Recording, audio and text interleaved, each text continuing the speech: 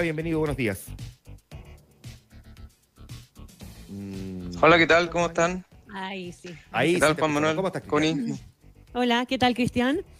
¿qué tal? Hola, hola. Cristian, quisiéramos que nos ayudes a entender cómo se comporta, y esto puede ser medio en la teoría, ¿verdad? Pero también podemos tener ahí algunos referentes prácticos y en número de encuestas tuyas u otras encuestas que te dan dando vuelta. ¿Cómo se comporta la opinión pública frente a eventos como los que estamos viviendo? Básicamente en la evaluación que va haciendo de la gestión de las autoridades.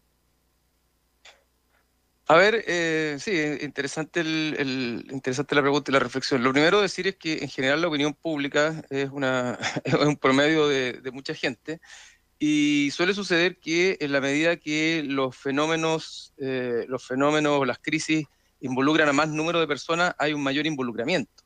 Y eso supone, por ejemplo, que frente a un terremoto donde no sé, somos todos afectados, los que estamos en el radio de acción del terremoto, o frente a una pandemia, somos todos potencialmente afectados, el nivel de implicación de la sociedad es mucho mayor que frente a eventos que, si bien son muy, muy, muy impactantes, parecen lejanos. En el caso de los incendios, los mega incendios, han sido muy fuertes, han sido muy importantes, han sido muy masivos, pero digamos que no han cubierto los radios urbanos donde se convoca a la mayor parte de la población. Y por eso que da la impresión de que la gente o la ciudadanía se fue involucrando más bien lentamente, además en un escenario, en un momento de vacaciones o estival, si se quiere, se fue involucrando lentamente y empezó a conformar un juicio más bien avanzado el fenómeno de los incendios. En síntesis, depende mucho del grado de involucramiento. Eh, Cuando uno ve un desastre tan grande como el terremoto, por ejemplo, de Turquía y Siria, el nivel de implicación de la sociedad chilena, a pesar de que nosotros estamos afectos a los terremotos, es bastante menor porque no nos afectan directamente. En ese sentido, como seres humanos y como animales que somos, hay mucha relación donde nos toca, nos duele, y donde menos nos toca, menos nos involucra. Tú hablabas la otra vez, a propósito de esto también, ¿verdad? De la valoración que la gente puede llegar a hacer, de la gestión que había aquí, una crisis que se podía transformar en una oportunidad. ¿Te parece que el gobierno ha sabido tomarlo como una oportunidad en el sentido real de la oportunidad, no en la cosa oportunista y eso, sino que la oportunidad política que se presenta frente a un evento como este? Yo creo que sí, Connie, que el gobierno entendió que de alguna manera se jugaba una ficha muy importante en los mega incendios, porque lo que estaba en juego originalmente no tenía que ver tanto con lo bien que lo podía hacer el gobierno, sino más bien la expectativa de que el gobierno lo hiciera muy mal. Donde estaba más cuestionado el gobierno durante su primer año tenía que ver en el ámbito de la gestión, en el ámbito concreto de poner en práctica la pega, la gestión, el despliegue, etcétera. Y el gobierno sabía que se jugaba una ficha importante y creo que lo hizo y lo está haciendo bastante bien. Evidentemente es imposible no tener algunos errores, pero si de esto se trataba de una oportunidad, el gobierno la tomó y creo que ha jugado bastante bien sus fichas. Podemos mirar en términos de alcance político lo que esto significa, pero evidentemente el gobierno, que estaba absolutamente contra la pared en el mes de enero en términos de agenda, no tenía agenda, más bien la agenda estaba en torno al cambio de gabinete inminente que tenía que hacer, la crisis de los indultos que todavía no se cerraba, un presidente que se había visto involucrado en buscar una lista unitaria y no lo había logrado.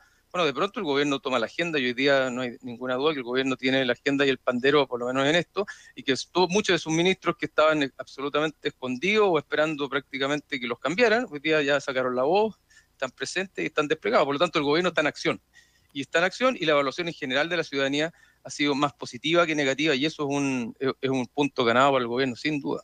Ahora, ¿cuánto, Cristian, de eso que tú describes, digamos, de alguna forma, diluye la otra discusión? Por ejemplo, la de un cambio de gabinete, porque subyace de todas formas dentro de ese debate que, por ejemplo, el socialismo democrático no se siente bien representado a nivel de la subsecretaría, que buena parte de las gestiones que se han destacado por parte del gobierno más bien han estado hoy día en manos precisamente del socialismo democrático. La ministra del Interior, el subsecretario del Interior, la ministra de Defensa, corresponden a ese mundo, más que al mundo de Apruebo Dignidad. Por lo tanto, muchos podrían decir que más bien lo que hemos visto aquí en la crisis de los incendios, que se convirtió en una oportunidad para el gobierno de demostrar capacidad de gestión, más bien también se debe al socialismo democrático, y por lo tanto el socialismo democrático haga sentir con mayor necesidad incluso la idea de un cambio de gabinete donde ellos se fortalezcan. No, yo creo que eso va a seguir dando vueltas, Juan Manuel está ahí y está latente. Ahora, digamos que efectivamente, incluso la encargada de la reconstrucción, Paulina Zabal, viene absolutamente del ADN del socialismo democrático. Entonces, efectivamente, Claro. el presidente Boric entendió o entiende que la experiencia en esto es central. Ahora, dicho eso, muchos ministros que estaban submarineados, o, como decíamos delante, esperando que los cambiaran, paralizados, bueno, sacaron la voz, se desplegaron y hoy día Como Giorgio incluso, Jackson, dices tú, por por poner un ejemplo, como ejemplo. Giorgio Jackson, Ujú. exactamente, están en una posición bastante mejor. Yo creo que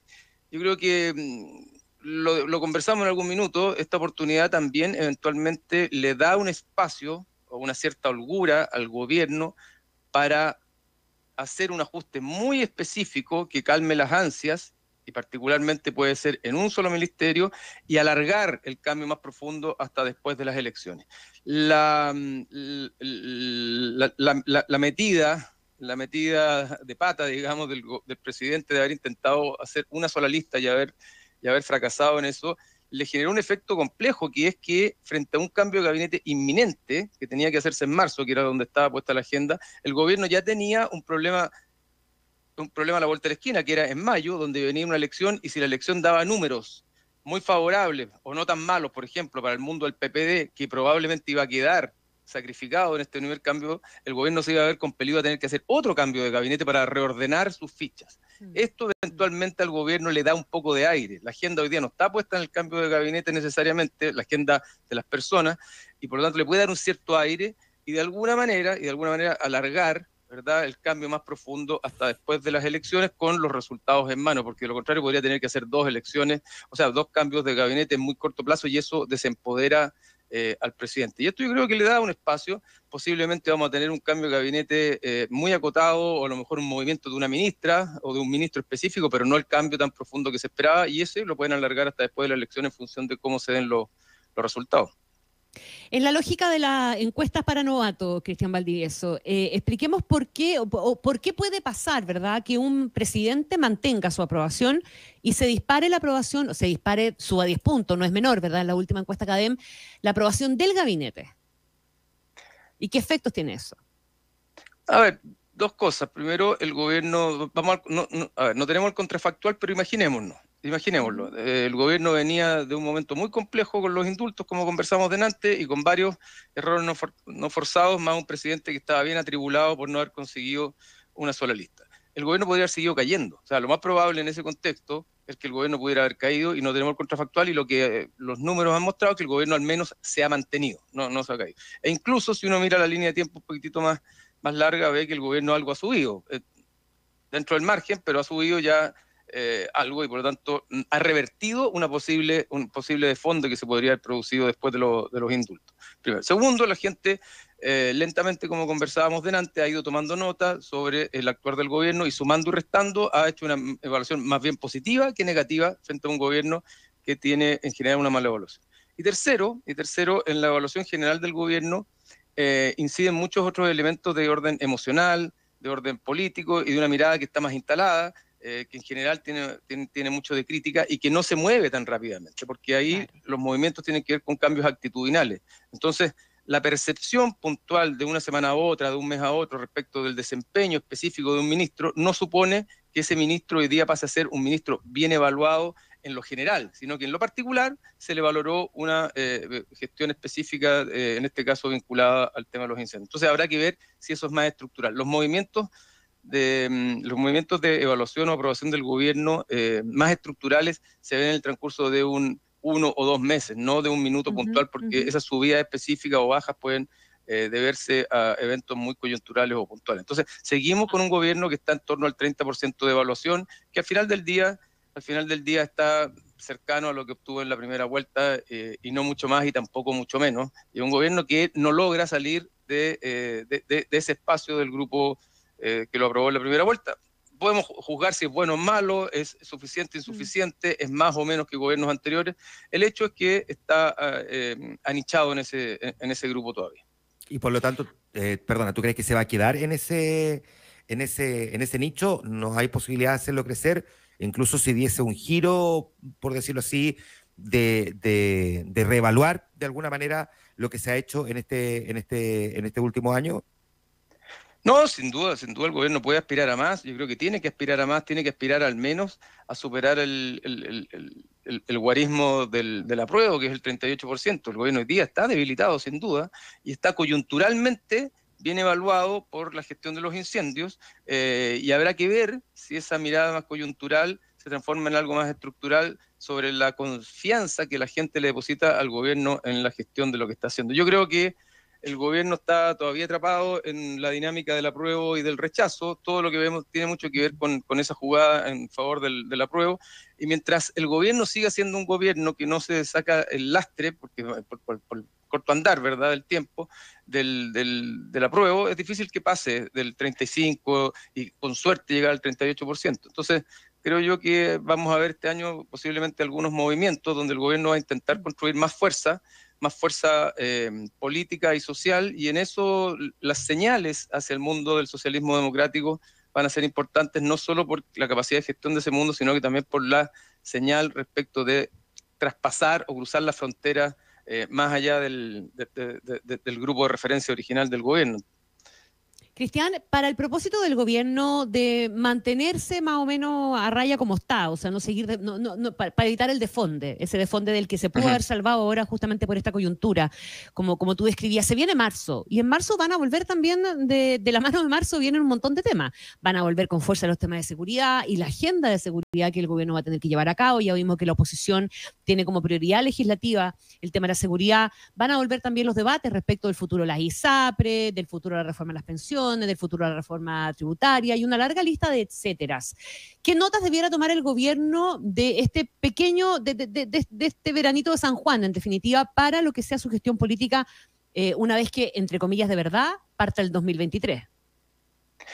A ver, yo creo que hay que mirar la gestión que hizo el gobierno respecto a los incendios, y creo que hay una o dos señales que son bastante elocuentes. Primero, cuando hay problemas, cuando hay dificultades, cuando hay crisis, y marzo se va a transformar en una crisis económica, siempre todo puede transformarse en una crisis, o desafíos importantes, si se quiere ver desde el lado más de la ambición para mejorar.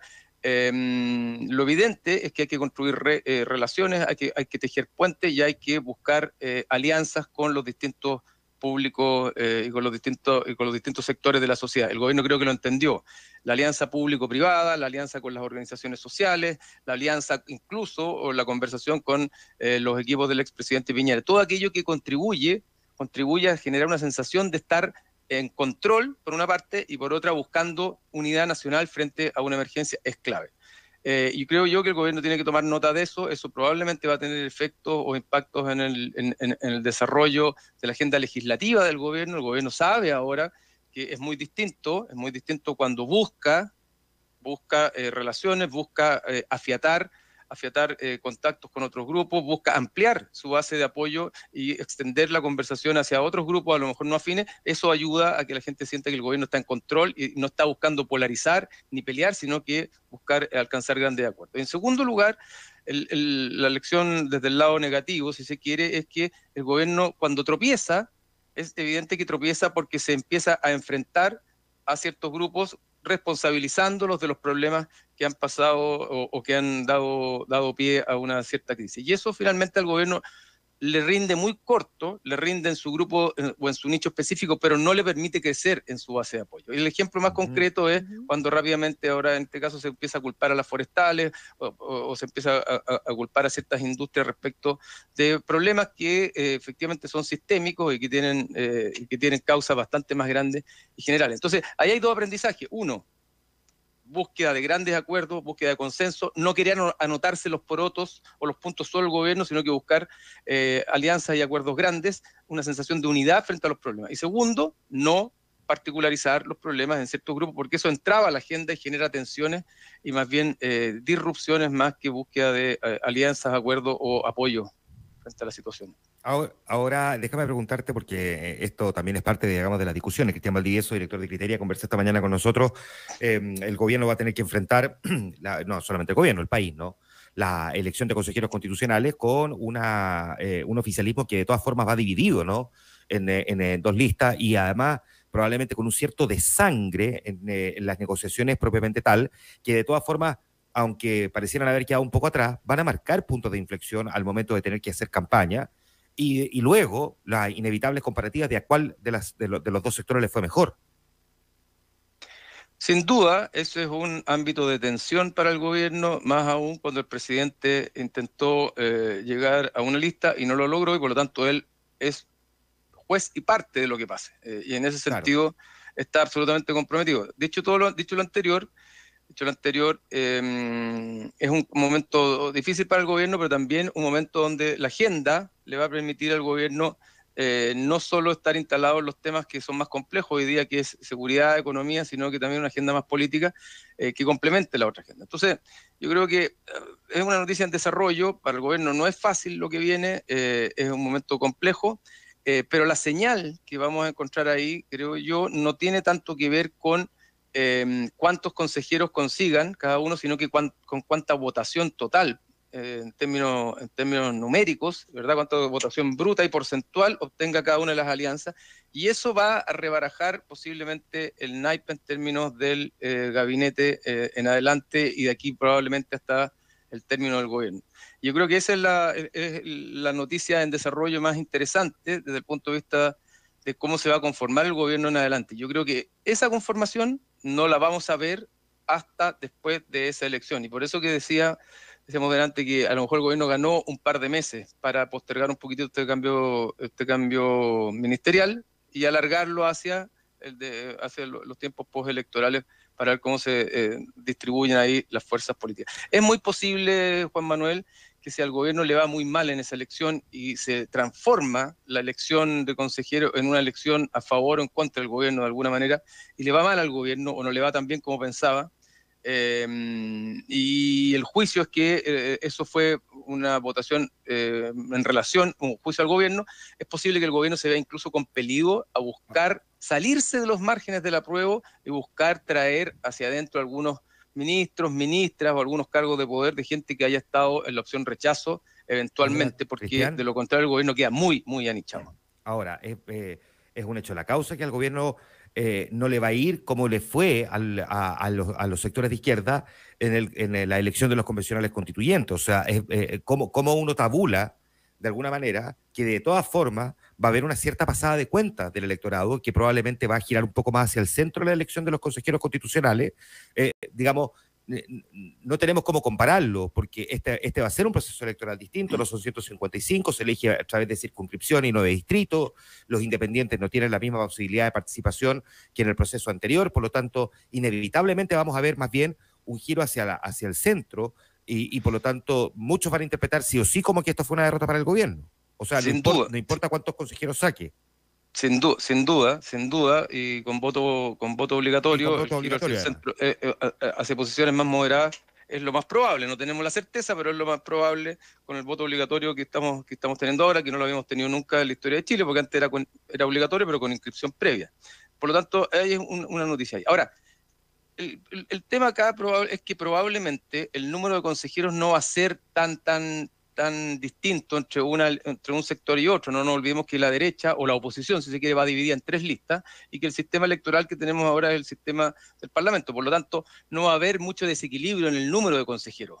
Lo que importa acá, creo yo, es la señal que hay en términos de cuántos votos obtiene el oficialismo versus cuántos votos obtiene la oposición y cuántos votos obtiene cada una de las listas dentro del oficialismo. Eso es lo que puede provocar una tremenda alarma dentro del gobierno, no necesariamente por el número de consejeros, porque esto está súper ordenado y está bastante estivado en función de los representantes del Congreso, y porque, como te decía, no va a haber un gran desequilibrio, pero sí puede provocar una gran alarma en torno a lo que pueda venir en adelante las elecciones municipales y parlamentarias futuras, y eso es lo que puede hacer que el gobierno tenga que mover profundamente las aguas en términos ministeriales y redistribuir el poder, y ahí es donde va a estar la señal, creo yo, más que en el número de consejeros, porque, como te digo, como el sistema es del Senado, y son solo 50, el número no va a indicar un tremendo desequilibrio, más aún cuando la oposición va dividida en 3 listas. Puede ser que el gobierno saque menos consejeros, sin duda, pero 1, 2 o 3 no va a hacer la gran diferencia. Lo que sí puede hacer la diferencia es la cantidad y la proporción de votos que tenga el oficialismo, porque eso sí que puede ser una alarma de cara a lo que venga para adelante.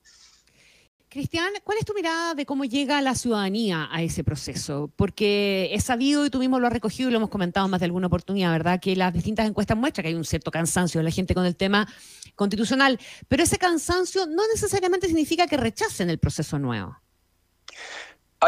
Sí, efectivamente, hoy día lo que uno mira en términos de encuestas, de estudios cualitativos, es que el ánimo es un ánimo absolutamente desenergizado y no está puesto en una suerte de momento constituyente. La ciudadanía hoy día no cree, y cuando digo la ciudadanía estoy haciendo un promedio, pero en general no cree que el problema central de Chile sea la Constitución. Al revés, piensa que la Constitución es un problema menor al lado de los grandes problemas que está viviendo Chile. Y el ánimo es un ánimo mucho más introvertido, si se quiere, mucho más ensimismado, más silencioso, y no es un ánimo extravertido, de fiesta, carnavalesco, como el que se dio con las elecciones anteriores y con las expectativas que había frente al proceso anterior.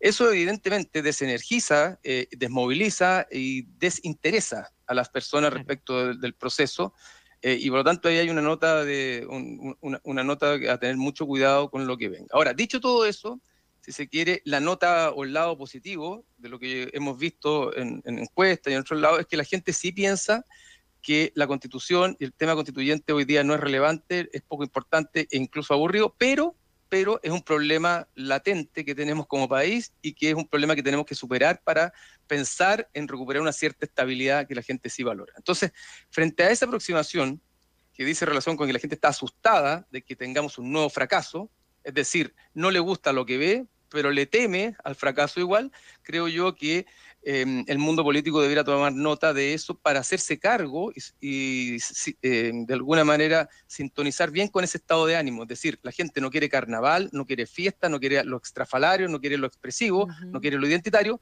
lo que quiere es un proceso súper calmo, súper racional, súper frío, orientado a solucionar un problema lo más fome posible, como decías tú. ¿Ah? Lo más fome posible. Aburrido.